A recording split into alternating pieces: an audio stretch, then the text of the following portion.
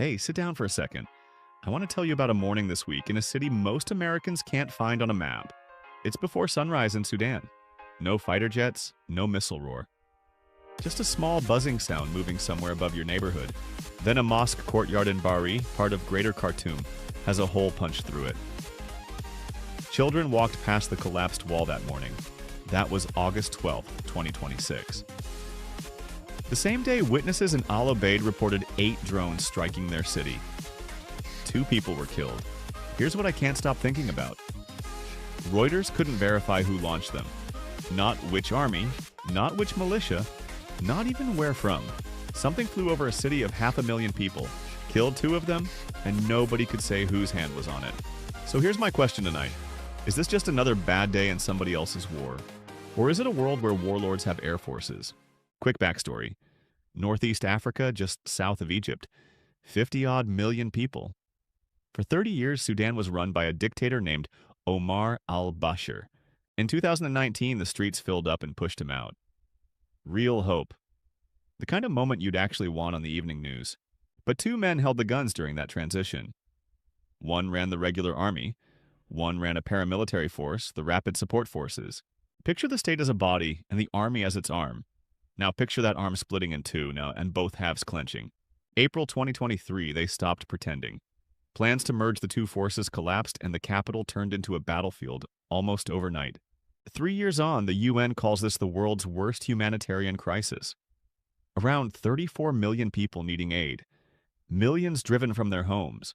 And here's the detail that matters. Both sides claim to be Sudan. The army holds the east. The paramilitaries hold Darfur, building a parallel government. So who is the state here? The one with the flag? The one with the capital? Or the one with the guns? Hold that thought. Now, what drones actually did to this war, and I don't mean the technology, I mean the geography of fear. Before drones, a civilian roughly knows where danger lives. The front line is a line. You move away from it. That's the logic of fleeing. Drones erase the line. The front can appear over a market, a mosque, a hospital, a water station, a road full of refugees. The numbers here are brutal. ACLED counted at least 2,670 people killed in drone-related violence across Sudan during 2025 alone. That's a 600% jump in drone deaths from the previous year. Attacks up 81%. In 12 months, 2026 got worse.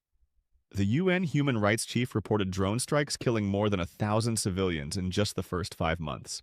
And sit with this ratio. His office found drones causing roughly 80% of all civilian deaths in the entire conflict.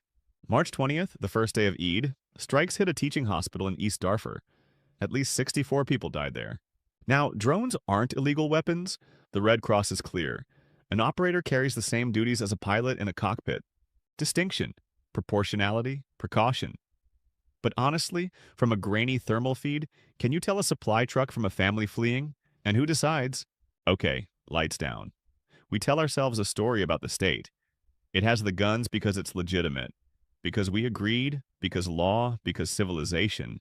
Max Weber wrote the definition, everyone still borrows. A state successfully claims the monopoly of legitimate physical force within a given territory. Notice the word he slipped in. Successfully, not rightfully. Weber knew the claim only counts if you can actually back it up. And what backs it up is money. Enormous, boring, unglamorous amounts of money. Big violence got monopolized because big violence got expensive. A modern fighter jet isn't just a machine. It's a flying tax system. An aircraft carrier is a national budget floating on the ocean. In 1979, a Pentagon official, Norman Augustin, charted fighter costs. Roughly tenfold growth every 20 years since 1910. He joked one plane would eventually eat the budget. The joke aged. The data didn't. By 2016, an F-35 averaged around $140 million. Before you count keeping it flying. Sustaining America's F-35 fleet is estimated near $1.6 trillion over the program's life. To own that, you need taxes, records, engineers, bureaucrats. See the chain? Expensive weapons build a tax state. A tax state builds a bureaucracy. A bureaucracy centralizes power, that is the monopoly. Not everything got expensive. Rifles and roadside bombs stayed cheap forever. But striking from the sky, that stayed a rich country's privilege. So here's the twist. People say a drone is just a cheap fighter jet. That's wrong, and how it's wrong is the whole point. Drones didn't make the fighter jet affordable. They did something far more disruptive. They broke the fighter jet into pieces. Ask what a jet actually does. Reconnaissance, surveillance, navigation, communication, strike, return, maintenance, pilot training, command and control. 9 jobs, 1 machine. Now watch each job walk out separately. Reconnaissance, a consumer camera, navigation, GPS, free from orbit, paid for by somebody else's taxpayers, piloting, a game controller, and a tablet.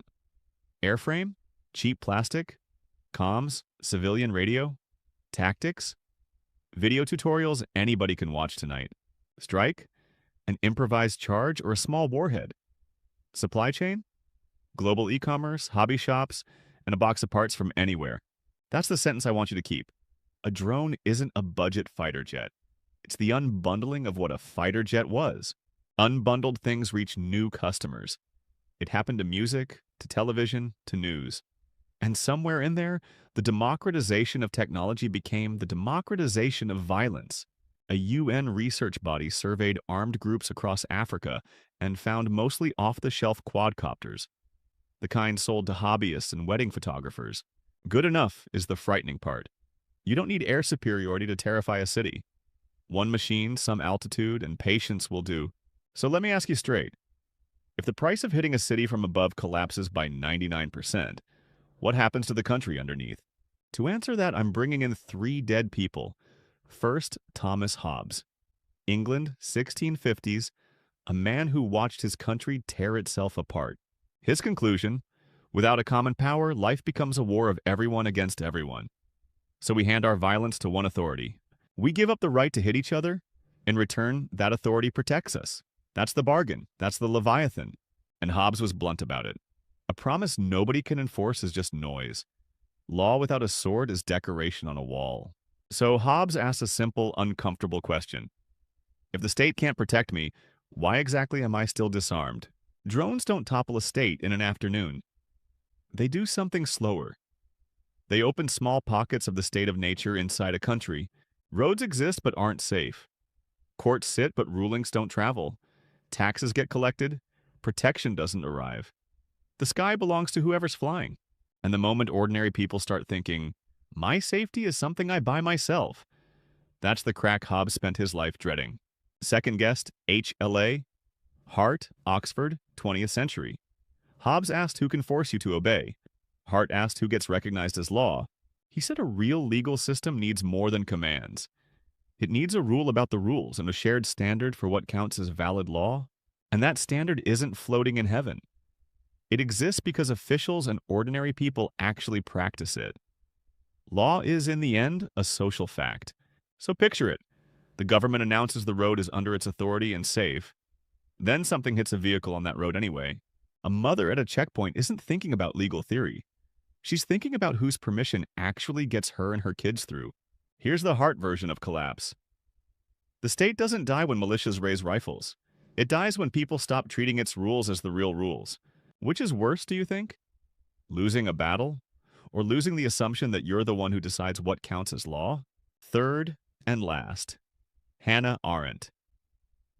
She lived through the 20th century's worst, and she left behind one idea I genuinely cannot shake.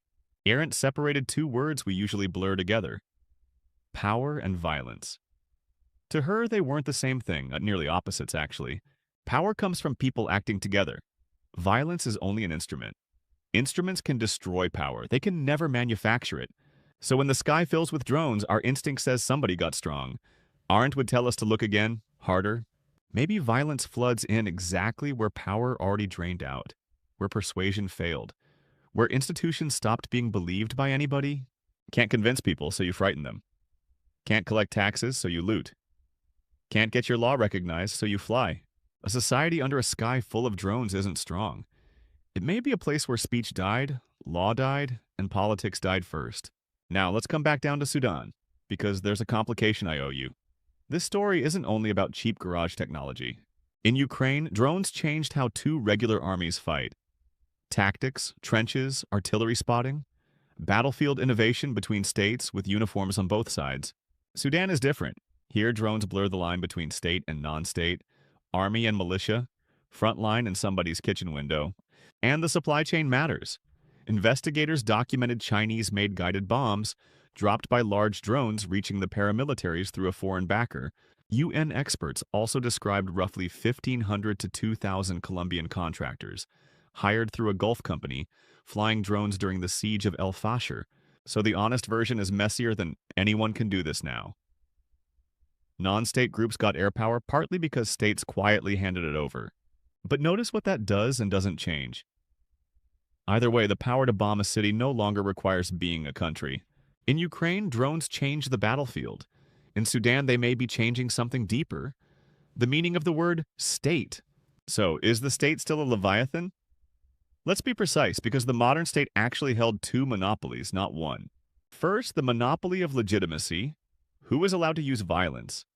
Second, the monopoly of capability. Who can actually do it at scale?